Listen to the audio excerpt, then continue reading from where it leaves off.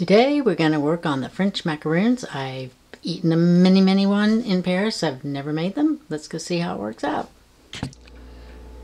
So in our bowl with the whisk adapter on, we're going to put the 4 egg whites brought to room temperature, and that is so that they can eliminate some of their moisture. So it's really good to keep your egg whites in the refrigerator for days, maybe even a week before you use them, so they're old, and then bring them back to room temperature, and the whole process, all of that will help them lose some moisture so you have a crisper macaroon.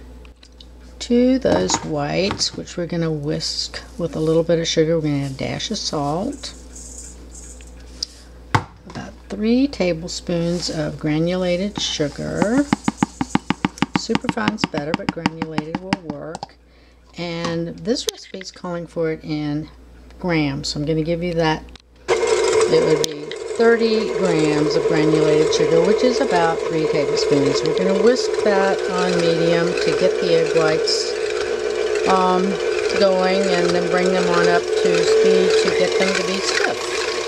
The recipe says stiff and shiny, and that's exactly what we've got.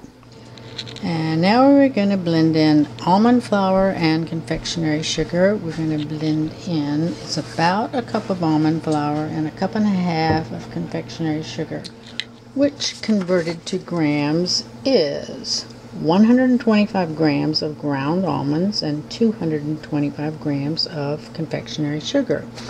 Now, just for fun, I measured this after I sifted it. You're going to want to sift them together at least once. I did it twice just because it said to, and it actually, you know, once you're doing it, you may as well do it again. I lost about 10 grams, so you could go over your measurements a little bit when you start, but I'm not too worried about it.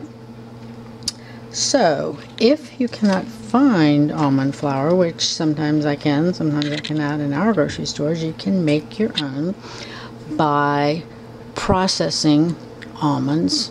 I use slivered almonds, and then you're going to want to, or at least I did, dry them in the oven on a low temperature to get as much moisture out as you can before you blend it with your confectionery sugar, because it's going to be more flour-like.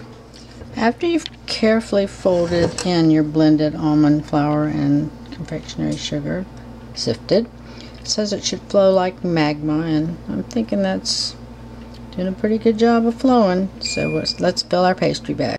This is the tip I used, just a basic round one, and here is my pastry bag, all nice and cleaned out and emptied because we now have them on the tray. 2 on our silicone mats. Use parchment if you don't have silicone. And as you can see, I just measured them by eye because we're not selling them, we're just making them for fun.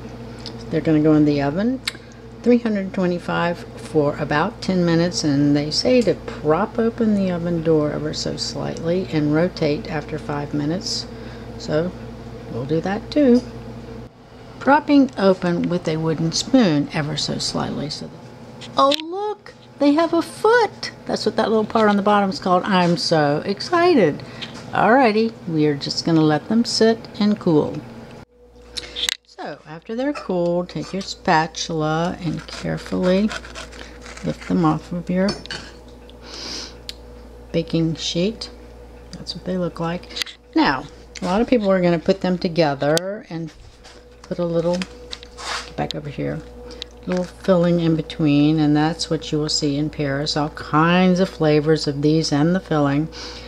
But I'm good just like this, because I'm trying to do different things with egg whites that don't have any more sugar than need be. So why add more sugar in a filling when you can just eat these just like this? In fact, I read that that's how they kind of started out, just plain like this, and then as time went along, the filling got added. There you go. Have fun with it.